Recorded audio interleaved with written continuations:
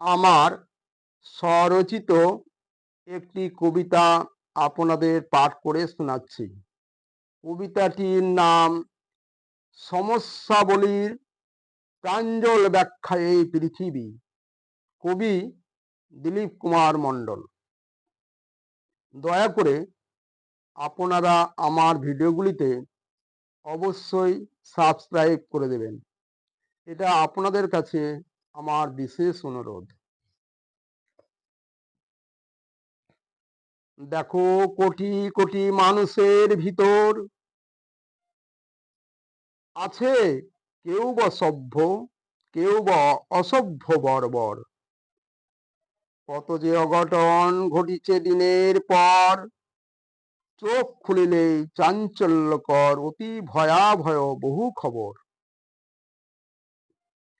ঘটনার মাঝে বসে যায় সবার কণ্ঠস্বর, দুঃখ বেদনায় অশ্রু জলে আঁখি ঝড় ঝড়।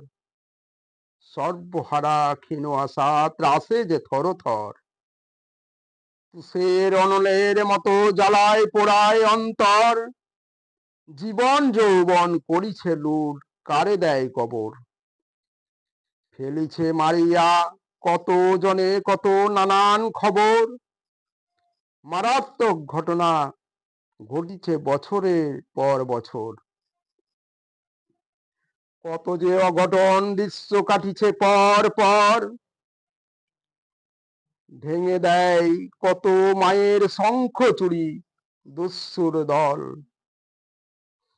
কারিয়া মায়ের অলংকার,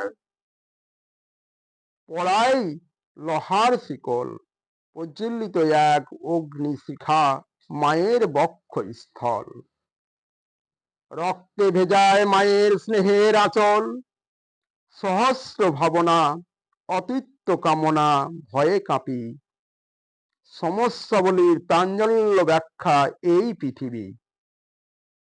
যত নির্বোধ নর কোথা হতে আসিয়া উঠি, করিছে সমাজ কুলসিত কম্পমান দেখি।